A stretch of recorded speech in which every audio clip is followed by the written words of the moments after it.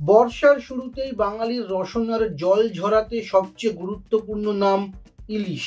কিন্তু এবছর সেই জলের রূপলি শস্য পাওয়া যাচ্ছে না পদ্মা থেকে।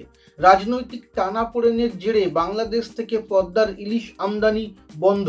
ফলে পশ্চিমবঙ্গের বাজারে ইলিশের যোগান রাখতে ভরসা করতে হচ্ছে ভিন রাজ্য এবং ভিন দেশের উপর। বিশেষ করে প্রধানমন্ত্রী নরেন্দ্র মোদীর রাজ্য গুজরাটের নর্মদা নদী এবং মায়ানমার এই চাহিদা মেটাচ্ছে।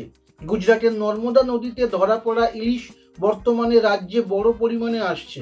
পাশাপাশি বড় ওজনের ইলিশ আসছে মায়ানমার থেকেও। কলকাতার মৎস্য বাজারগুলিতে এখন দেখা যাচ্ছে 1 কেজি বা তারও বেশি ওজনের ইলিশ, যার বেশিরভাগই মায়ানমার বা গুজরাট থেকে আমদানি করা। এই মাছের দামও তুলনামূলক বেশি হলেও বড় ও মজাদার ইলিশ পেতে পিছপা হচ্ছেন না বাঙালিরা। পশ্চিমবঙ্গের নদীগুলিতে যদিও ইলিশ পাওয়া যায়, যেমন দক্ষিণ 24 পরগনার ডায়মন্ড হারবার, কুলপি, উলুবেড়িয়া, পূর্ব মেদিনীপুরের রূপনারায়ণ নদী কিংবা ভাগীরথীতে, তবে সেই ইলিশ ছোট আকারের এবং পরিমাণেও অনেক কম। বিশেষজ্ঞদের মতে এই স্থানীয় ইলিশের ওজন কম হয় এবং স্বাদও কিছুটা ফারাক থাকে।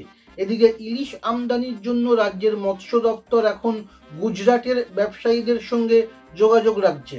সেখান থেকেই আসা মাছ রাজ্যে বন্টন করা হচ্ছে। তবে একটি বড় প্রশ্ন থেকেই যাচ্ছে, বাংলার প্রাণের মাছ পদ্মার ইলিশ যখন রাজ্যের খাদ্য সংস্কৃতির অঙ্গ, তখন রাজনৈতিক কূটনীতির জেরে তা বন্ধ হওয়ার সরকার কোনো উদ্যোগ নিচ্ছে না কেন? ক্রেতাদের মতে ইলিশের স্বাদ ঠিকই পাওয়া যাচ্ছে, তবে পদ্মার ঘ্রাণ যেন হারিয়ে যাচ্ছে মাছের স্বাদে।